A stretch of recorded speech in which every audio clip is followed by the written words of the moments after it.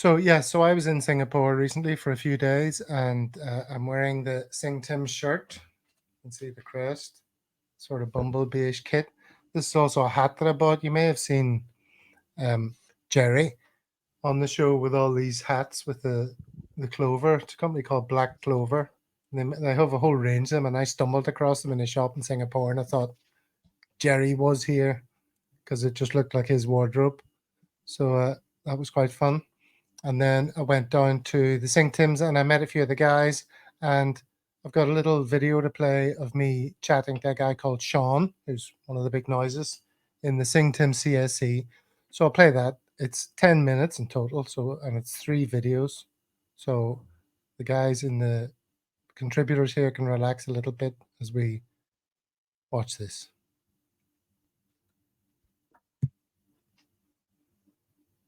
Especially after about 7 pints already. Anyway. All right, who are we talking to now? All right, I'm Sean Begley. I'm the president of the Singapore Celtic Supporters Club. Where are you from, Sean? Originally from Kildare in Ireland. Haven't lived there in 24 years. 24 years? 24 years, yeah. You've been here how long? 15 in Singapore. And before that? I did 3 years in the Middle East, 2 in Abu Dhabi, 1 in Kuwait, and 7 in Birmingham. Then 4 in the Middle East. Yeah. Birmingham. You mentioned Birmingham like it's part of the Middle East. Yeah. Well, parts of it could be. Anyway, moving swiftly on. Yeah. So cheers. Hello. Cheers, man. Here we are at Money you, Murphy's. Yeah, you're a SingTim yeah. stalwart. Yeah, absolutely. Did you were part of setting it up? Not the original setup. No, the club was set up in 1999 by Harry. So I moved to Singapore in 2008. So the club had been running, I think, for 6 or 7 years. You know, really good times during the Martin O'Neill years. Seville, I believe they had 120 people down in the pub watching the match. It was massive. Then the club went into a wee bit of decline. It was dormant for a couple of years, and then it re-emerged around 2008. Right. Yeah. And you're a school teacher? I'm a school teacher, yeah. As is your good lady wife? As is my good lady wife, yeah. So we've been very fortunate, good profession to be able to travel around, yeah. Sweet. All right. So here we are. We're watching the Hearts game tonight. We're coming off the back of a good result in Europe. Yeah. How do you feel about Europe this year? It's a hard one, isn't it? It's, when we look at our trials and tribulations over the last duration. I mean, I talked to you earlier on about the 10-year stat. I don't like the 10-year stat because we haven't been in there for the whole duration. I think Europe this year, I've seen a lot where I'm actually quite positive about. The Atletico game at home was fantastic. Even Lazio, to be honest, in the Lazio game, we're 90 minutes into that game and I was disappointed we were drawing. And then we end up losing it, right? And that was it. And Feyenoord is obviously good. And you look at that group, we've come out with 4 points. I mean, theoretically, you're not far from getting a win against Lazio Atletico, and you're on 9 points and you're going through, right? So you agree with Rogers on that? Could have been 9. It could have woulda, shoulda. Yeah, well, but that's the thing, and that's the frustrating thing for a Celtic fan. It is the coulda, woulda, shoulda, right? And apologies for using that term. Yeah. But ultimately, we didn't get the result right. But I seen a very good point on our SingTims chat. Man United and Newcastle, they've not qualified, and look at the money that they've spent. So we're not even playing in that level, that field with them in terms of finances. So for me,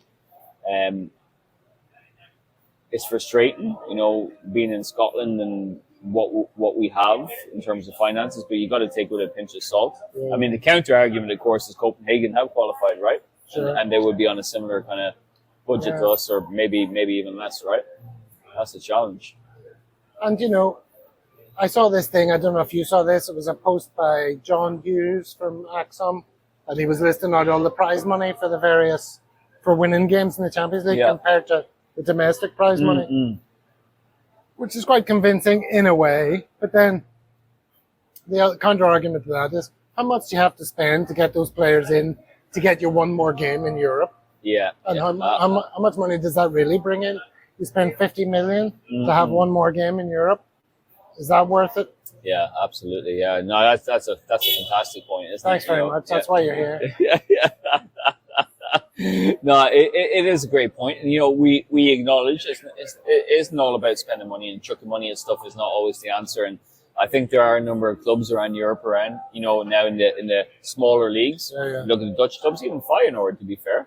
You look at some of those Dutch clubs that are probably on a similar model to ourselves, but they've been able to build, Bodo Glimt and teams like that. They've been able to build there's no successful excuse. We teams. can do it. Absolutely. If the will is there, it can be done absolutely. over a multi-year process. Yeah.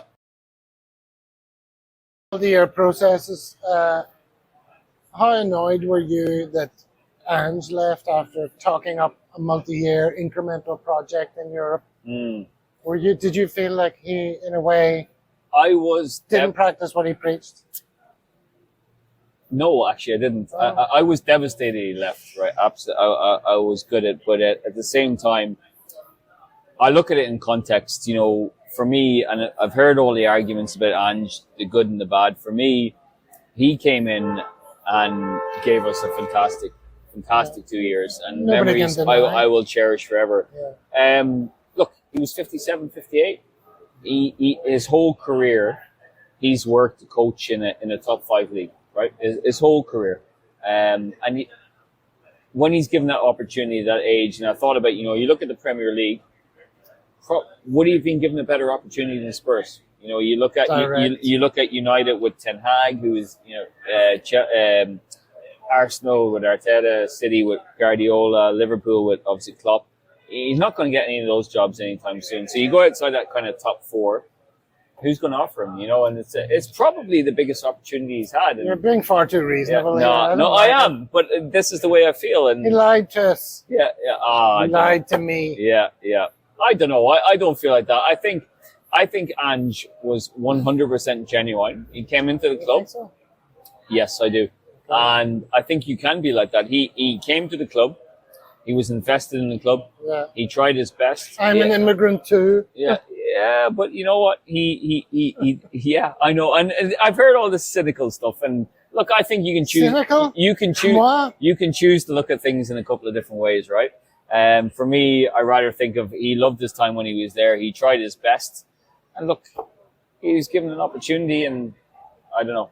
It was always going to happen. It was always going to happen. And apparently, I don't know if it's true or not, rumors said there was about 7 or 8 clubs who came to him through the second year in the Premier League, and he turned them down, right? So it's okay. Let's move on to something we agree a bit more on. Okay. Go on. You were happy that Brendan came back? You thought he was the best man for the job? Did you fancy any other managers? The one I fancied was the guy from Bodo Glimt, Jutsen. That's who I really would have liked us to go out the boat. To continue the style of football? Yeah, absolutely. But it's always a hard one, isn't it, when you're appointing a manager? Because for me, I don't want us to be going for the run-of-the-mill manager. Always the typical names that come up. I love when you appointed Ange because he was completely out of left field. And you go for those run-of-the-mill managers and standard stuff, and so I like it. But you look at Ronnie Dyla, he was a bit left field, wasn't he? And then he was okay, but the guy from Bodo Glimt, and then when it came back to Rodgers, look, I can see why. It made a lot of sense. Was I ecstatic? No. When he was appointed the first time around, it was euphoria. I was like, yes, this is the guy. But the second time around, no.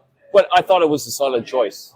And when he left, like every other Celtic fan, I was fuming. And it was more to do with the timing. Sure. And when we're 8 points ahead, were we? 8 points ahead at the time.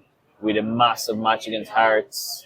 That's right. Then he came in, stepped up Edward, got the last minute goal or whatever it was, and I flew back. I went to the next Old Firm or Glasgow Derby, should I say? Sorry, that'd be a red card from Jerry.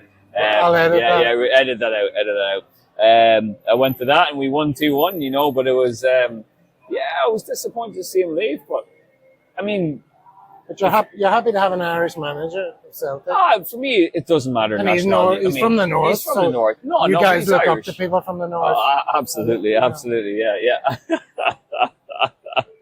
No, but look, was I devastated? Was I angry he came back? Is this your teaching style coming out here? Do you sit at the front of the class and ask questions and then answer them for the kids? No, they just don't listen to me. What do you teach, by the way? I'm a history teacher. Right. So By trade. you say, yeah. you know, did the assassination of Archduke Ferdinand really stimulate the war? Yeah. Yes, it did, everyone. It did. Okay. There's a lot of other factors, though. Let's go back to something else. Yeah, go on. I don't think anyone's that interested. Back to the Ireland thing. We talked earlier about Scales. Yeah. And his rise from obscurity. Mm. How good is it to have an Irish guy at the heart of the team? Yeah, no, it is good, right? Look, because the nature of the club, you know, with the big Irish connection, we want Irish players to be there. We want them to excel. I mean, to see Liam Scales come out and do so well, and I think he's just got better and better every game. It's fantastic, you know, and even for him, and his, you know, he's come out and said, you know, that connection. Yeah, we want Irish guys to represent us, and yeah, I think it's wonderful. I think it's, and the way, I mean, the other night against Feyenoord, he was sensational. I mean, I still haven't watched the game, to be honest. And it's been kind of completely, you know, even Roger said it out of the blue. He won man of the match, didn't he? I believe so. Yeah. And he speaks Irish. He studied Irish. Yeah. How's your Irish? Do you want to close with a little bit of Irish for the listeners? Or am I putting you on the spot? No, you're putting me on the spot. My Irish is okay. I passed it in my leaving cert. I did all right. I can say "Gur of my gut," which means thank you very much. Appreciate it. Cheers, guys. There you go. Couple of blokes drinking pints in Singapore, talking about the Celtic. What do you think of that, Brian? I thought it was fantastic. Big shout out to Gabriel and John Campbell from the Newry CSC who are picking me up from Christmas Day in about 5 minutes. But no, it was great to get a chin wag, and I see a couple of comments, Gav, saying you look very handsome in real life. Well, I put that one up, obviously. Did you put that one up? Yeah, Did you? Was that you? I flip it. Sorry, I didn't realize. No, it wasn't me. I just put it up on the screen. Obviously, it was from John Clements of all people. There you go. No, it's just great. You're a natural, Gal, if you know what I mean. And well, there's some mixed commentary. Let's be honest. Somebody says I look like a different person without the Gregories, which I presume means the Gregory Specs. Yeah, Pecs. All right, I've already put these comments all up. During you were looking down, Paul. You didn't see these popping up. I thought it was funny. So those all came came up during the show. The Gregories. No, but that was Sean. Sean's a really nice guy. I might see if I can get him on to sit in one of the chairs a bit more often. He's in Singapore. He's a teacher, so presumably his evenings are relatively free when he's not marking exam papers. So we didn't really get into anything too deep there, Ian. That was just a sort of getting to know you session at the Singapore CSC. What'd you make of that? Have you been to Singapore? No, I've not been to Singapore. I think you could tell it was a few games ago, though. It was pretty light. Do you know what I mean? So I was watching it going, better times before we had. Well, it was just before the Hearts game. It was the night of the Hearts game. Yeah. So yeah, I could tell it felt like a completely different tone. Would have been interesting to see that one. 3 hours later, you'd have probably been a couple more pints deep, Gav. Yeah. I mean, the night sort of fizzled out, it has to be said. People just started leaving. Gav, we nearly did a pint and one there. That was the quickest I've ever seen a pint of Guinness go down. Yeah, I didn't have that many, to be honest. And I felt so rough. My drinking abilities have really gone off a cliff, I have to say. I had a few pints and then I went back to the hotel and sat on the edge of the bed trying not to be sick, you know. Get me out spits and that there. You got to stay match fit, Gav. You got to stay match fit.